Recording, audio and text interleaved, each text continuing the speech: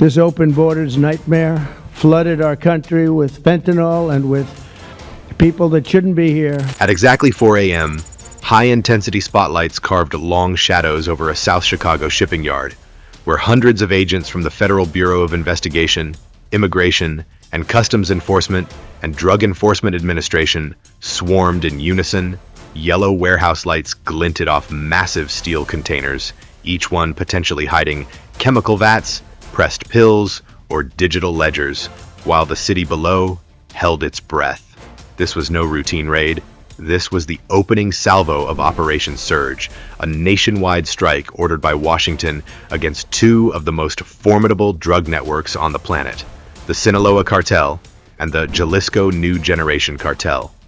From the U.S. vantage point, the streets of America had turned into a silent battlefield. The fight wasn't overseas, it was right here home. American cities were being flooded with synthetic opioids and shadow infrastructure, and the federal response went full-scale military in nature. Just hours into the mission, the magnitude of the gamble became clear. The agencies were laying traps, cutting off supply chains, and penetrating the very core of cartel power. No one could have predicted that within the next 72 hours, the hidden scaffolding of both cartel empires would begin to crumble, right in the heart of the United States. If you want to stay ahead of the story as it unfolds, smash that subscribe button to stay locked on the channel Military Power. In August of 2024, we launched Operation Surge 3. That stands for Sarasota Unified Reduction Gun Crime Enforcement. From the back rooms of Washington to the quiet shipping yards of the Midwest, the campaign codenamed Operation Surge had been activated months before. Dawn broke over the United States. Federal investigators and intelligence analysts had quietly assembled data streams, financial trails, and satellite imagery, weaving them into a single schematic, pointing at the logistics network of two of the world's most dangerous cartels, the Sinaloa Cartel and the Jalisco New Generation Cartel, CJNG. In total, 22 federal divisions were mobilized, thousands of agents placed on readiness, and the Pentagon's commercial satellite grid, plus the National Security Agency's artificial intelligence tools, began mapping supply hubs across 8 states. As the clock ticked down, the maps of the United States lit up in red hotspots: Chicago, Phoenix, Houston, Los Angeles, each mark a node for processing, shipment, or money laundering. Intelligence teams followed the digital breadcrumbs, strange cryptocurrency flows, offshore entities buying shell companies, containers arriving at major ports late at night. These leads didn't just pop up, they emerged because the operation had spent months infiltrating banking networks, decrypting encrypted chats, and tracking precursor chemical imports. At 4 a.m., the raid launched. But even as boots hit the ground, the true scope of the plan remained stealthy. Investigators were not simply executing arrests, they were disrupting command and control, smashing the hubs that enabled the flow of synthetic opioids into American neighborhoods. Yet while the outer layer of the cartel network felt the pressure, a deeper puzzle awaited discovery. When a massive data vault was cracked in Long Beach, investigators realized that the containers arriving at the port were far more than industrial parts. Beneath the markings of machinery lay chemical reactors, pill press equipment, and false front logistics corporations. In other words, the surge was no mere raid. It was an intelligence-driven offensive, merging cyber finance warfare with physical enforcement. The message was clear. The battlefield of the 21st century drug war would look nothing like street chases or wiretaps alone. It was digital, global, and precisely targeted. But as they tracked one container after another, one question loomed. When the intelligence said the shipping crates were civilian goods, how many more were actually hidden bombs in disguise? The moment the first wave of raids struck, it became clear that the Sinaloa cartel was not what many had assumed. Rather than remote jungles or distant Mexican border towns, this empire lived quietly in the suburbs of America's cities, in warehouse districts, on the edge of industrial parks, behind locked gates. Early one morning, federal agents from Federal Bureau of Investigation were poised outside a nondescript warehouse in a South Chicago industrial zone, listening through thermal scopes as workers unloaded pallet after pallet of seemingly harmless pharmaceuticals. Below the hum of forklifts lurked the faint clink of machinery being assembled for a far darker purpose. Pill presses capable of turning synthetic fentanyl into multitudes of death-bearing tablets. In this first stage of the campaign, agents focused across multiple states. Phoenix, Dallas, and Chicago suburbs all featured in the sweep. Their targets were not street dealers, but the backbone of production. Fake drug laboratories, vaults of cash, and wheels of logistics hidden in plain sight. According to federal sources, the Bureau effected around 2,500 arrests and seized hundreds of pill press machines along with large amounts of cash and approximately 2 tons of fentanyl. While exact locations remain sealed, one Department of Justice statement described the seizure as a major blow to the poison being shipped into our communities. Although the official number cited in the public domain is lower, the pattern is consistent. A cartel with production capability inside U.S. borders. Crucially, the FBI employed what insiders describe as a knock-silent breach tactic. Agents approached under the cover of darkness, quietly cut power, disabled alarms, and entered without the usual sirens and lights. It was the same method used in high-risk military raids, repurposed for the streets of America. Overhead, surveillance drones hovered, feeding live visuals back to command centers, while the National Security Agency's data analysis systems flagged suspicious transfers of digital currency and shell company invoices. One warehouse in Phoenix was revealed to be no more than a front. Inside, records showed Bitcoin-based payments equivalent to tens of millions of dollars, flowing to entities tied to the cartel. The combination of aerial assets, financial tracking, and silent entry operations turned what had been a street-level crackdown into a precision assault. As the operations in Chicago and elsewhere unfolded, the pressure mounted. Agents discovered that the pressed pills were not simply counterfeit opioids, but genuine fentanyl. Each tablet potentially lethal for an adult. In meeting rooms inside FBI field offices, analysts ran data showing how just a few kilograms of this synthetic opioid could yield hundreds of thousands of lethal doses. The 2-ton figure under investigation, when converted into pills, could kill virtually every resident of a large American city. The scale of destruction was not abstract, it was measurable, and it was horrifying. This wasn't simply crime, it was a war against a chemical weapon-like payload. Yet even as Sinaloa felt the sting, the network lashed back. Just when the agents believed they had dislodged a major hub inside Chicago's industrial zone, evidence appeared of a new distribution line activating through the Gulf Coast. Ports hidden within cargo labeled as food products were drums of solvent destined for another clandestine lab in the Midwest. Investigators realized that Sinaloa's infrastructure was not static. It was adaptive, fluid, and networked with protected nodes across state lines. The crackdown in the suburbs triggered a reflex reaction. While one hub fell, others shifted. The message was clear. Attacking production in isolation would only drive the network underground. And so, the next phase of the campaign loomed. Deeper, broader, more connected than ever. By the time the knock-silent breaches ended, the initiative had succeeded in severing major production nodes inside U.S. territory. But the council room conclusion was sobering. Dismantling these sites had won a battle, but not yet the war.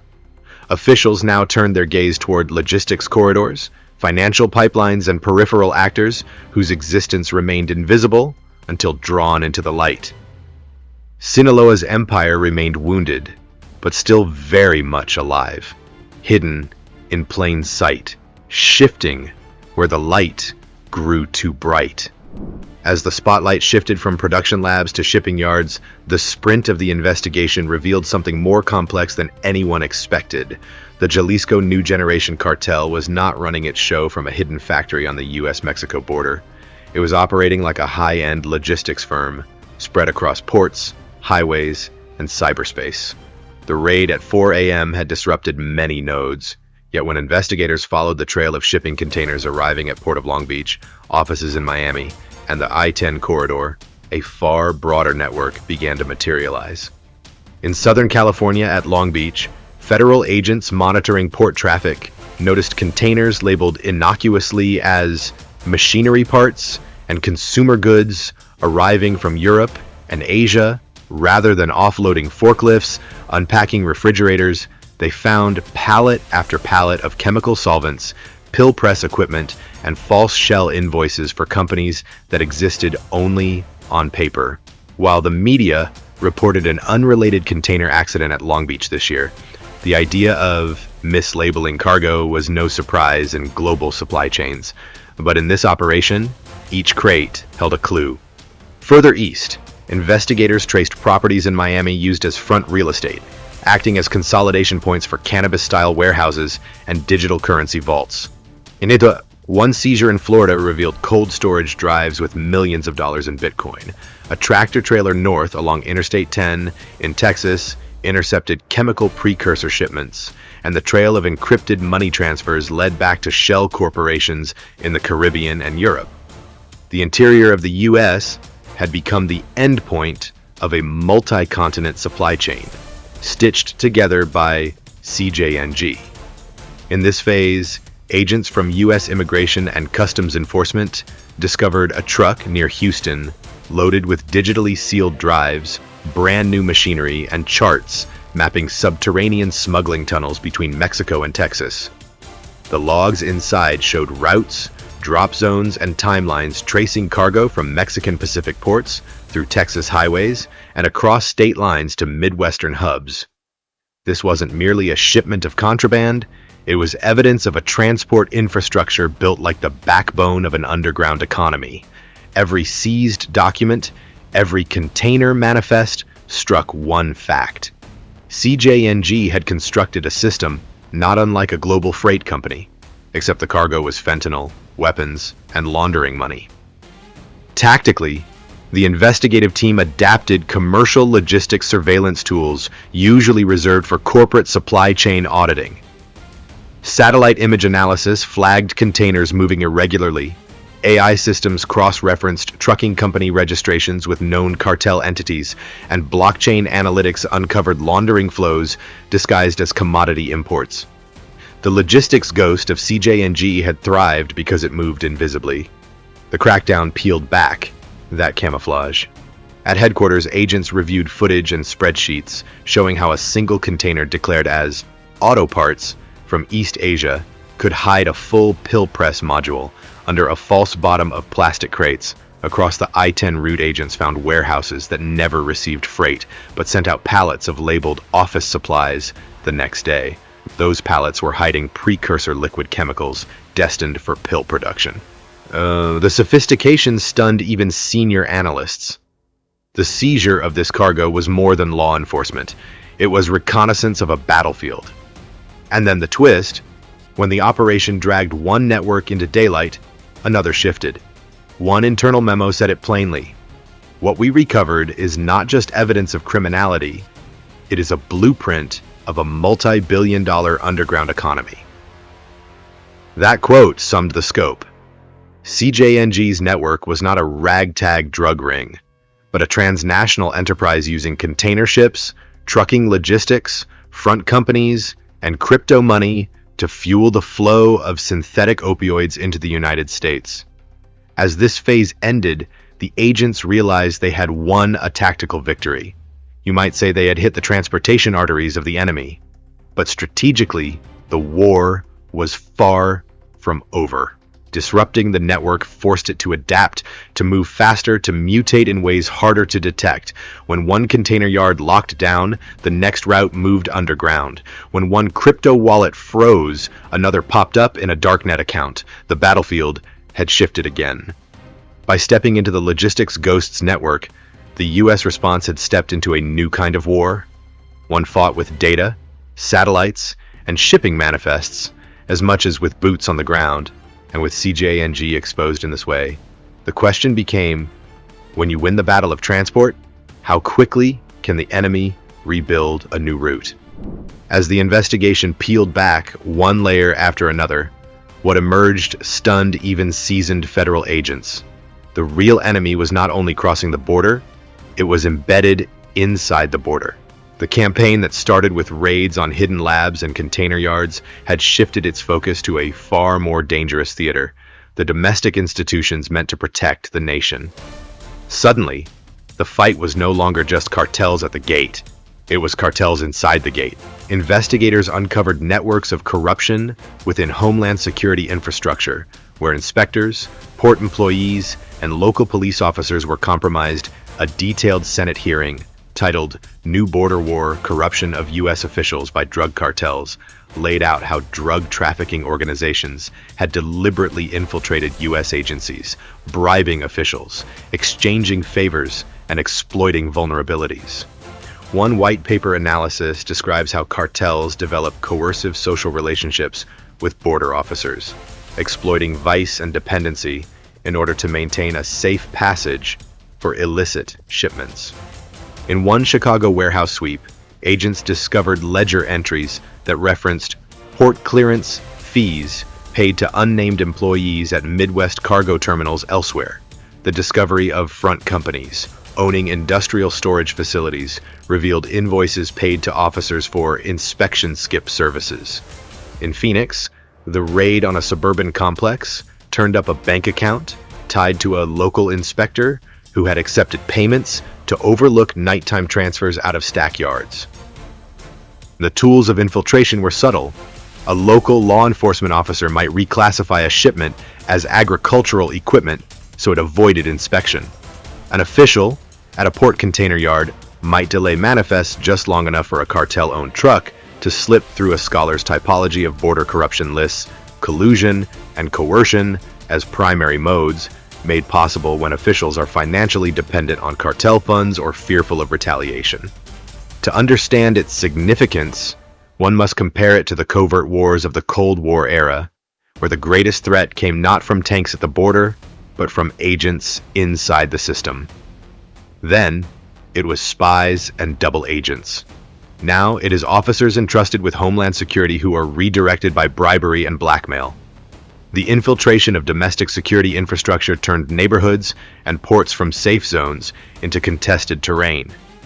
The terrain was invisible, the front lines quiet, but the weapon systems were real. Insider access, falsified manifests, protected warehouses. At a strategy briefing in Washington, one official remarked that the discovery changed everything. The cartel war was no longer a policing problem. It had become a national security crisis. When U.S. officials designated both the Sinaloa cartel and the Jalisco New Generation cartel as foreign terrorist organizations this past year, that move followed months of gathering evidence showing that these groups were not simply criminal enterprises, they had infiltrated U.S. institutions and treated the homeland as a battlefield. The moment the investigators looked at manifest logs, inspected payroll records at port facilities, and traced shell company payments to local law enforcement pockets, the definition of war on drugs shifted. It was no longer about stopping shipments at the border. It was about rooting out corruption in the heart of the system. From Chicago's South Side industrial parks to container yards in California, from inspection booths at major ports to rural highway checkpoints, the same script played, a protective shield for cartel logistics built with inside help. And from that moment in the war room, Washington recalibrated. Agencies that had once treated cartel activity as law enforcement matters began organizing as counterterrorism forces multi-agency command centers were established, combining the Federal Bureau of Investigation, U.S. Immigration and Customs Enforcement, the Department of Homeland Security, and even elements from the United States Department of Defense. Because if the enemy is not just across the border, but inside the port, inside the precinct, inside the gate, then the tactics must change. And so it was in that instant, when Cold War tactics crossed into domestic law enforcement, that this campaign became something larger. The war on drugs had evolved into a homeland security war. The shield shifted, the posture hardened, and the mission expanded. Not just to arrest traffickers, but to cleanse the system that allowed them. The question that now looms is, when you confront the enemy inside your own security apparatus, how do you rebuild trust, resilience, and integrity? When the federal announcement came down in February 2025, it marked more than a change in classification. It represented a seismic shift in how the United States would confront two of the most dangerous organizations in modern criminal history, the Sinaloa Cartel and the Jalisco New Generation Cartel. By designating both groups as foreign terrorist organizations and specially designated global terrorists, the U.S. extended its legal and operational reach far beyond traditional policing. In practical terms, this meant that the war on dangerous synthetic opioids and illicit trafficking transformed into a full-blown national security operation under the authority of the USA Patriot Act. The intelligence community unlocked powerful capabilities, enhanced data sharing, satellite surveillance, and approval for domestic deployment of assets normally reserved for wartime. The presidential order signed on January 20th, 2025, created the legal architecture. Inside agency command centers, the mood had shifted. What began as a multi-state crackdown on shipping yards and fentanyl labs had evolved into a strategic counter-terror campaign. The tools of war were now being used on American soil. Agents watched live drone feeds crossing the border, NSA analysts flagged encrypted money flows, and the border standoff map was recoded in real time. This was not just chasing pills or cash. This was dismantling an organization capable of striking inside the homeland. The legal consequences followed fast.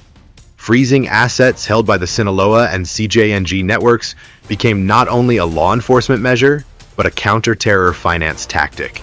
The federal press release stated that the Sinaloa cartel was being sanctioned as a foreign terrorist organization, responsible for the trafficking of the deadliest synthetic opioids into the United States. Simultaneously, front companies, banks, and shell entities previously operating in a gray zone found themselves exposed to prosecution under anti-terror statutes. From a tactical viewpoint, the shift changed mission profiles. Raids that once would have been classified as drug enforcement operations were now planned as paramilitary strikes, simultaneous multi-state actions with drone overwatch, intelligence integration across agencies, and international coordination. In essence, the U.S. had transformed its domestic campaign against cartel trafficking into one of counter-terror. The battlefield extended from industrial parks to data centers to port terminals. In Washington, the recalibration was complete. The Department of Defense began providing real-time intelligence to homeland agencies. The NSA assisted in analyzing corporate shell flows tied to illicit trafficking, and the Department of Homeland Security repositioned units formerly focused on immigration enforcement toward operations against synthetic opioid pipelines. The shift was explicit. This was no longer a matter of arresting a handful of traffickers. It was about disrupting an international terror-style network. And so one critical turning point became clear. When U.S. officials stood in a war room and approved drone frameworks and satellite surveillance under anti-terror mandates, the character of the campaign shifted irreversibly. The Sinaloa cartel and CJNG were no longer criminal enterprises. They had become strategic threats to national defense, economic stability, and public safety. The stakes now were higher. The tools fired at them included everything from executive orders to cyber intelligence, from treaties to weaponized sanctions, the final twist remains. Even with the designation, this enemy remains agile, networked, and borderless. The question that echoes through those command rooms now is, when you treat a cartel as a terrorist organization, do you fight it like criminals or fight it like enemies? And can a country built on governance, law, and civil rights adapt quickly enough to a war without front lines, uniforms, or conventional enemies? As dawn broke on the final strike of the operation, the numbers flashed across the screens. Thousands of arrests, tons of material removed. The first great blow delivered more than 5,000 suspects detained, roughly 4 tons of fentanyl intercepted, and an estimated $200 million in drugs, weapons, and assets seized. It marked a major tactical victory for U.S. law enforcement and intelligence agencies. Yet even as federal agents reviewed the haul and pinned medals on the nodes they had destroyed, they understood the deeper truth. This was not the end of the fight, because the threat remains alive. The chemical precursors flow in from Asia, hidden in legitimate cargo. The cryptocurrency pipelines keep channeling hundreds of millions, and the shadow networks inside American cities, warehouses, cell phones, shell companies are still active and adapting. They shrank under the spotlight, but they did not vanish. According to risk assessments, only a small fraction of illicit synthetic opioid shipments are ever detected, meaning much still flows unseen. In effect, the United States has entered a new era of homeland security, one where every highway, every shipping container, every digital wallet, and every smartphone can turn into a front line. The enemy wears no uniform, carries no flag, yet strikes just the same. The battlefield has shifted from fields and borders to data centers and ports. If you believe America is still engaged in a silent war, leave a comment below and hit subscribe to the Military Power channel. Because what happens next could be bigger than the surge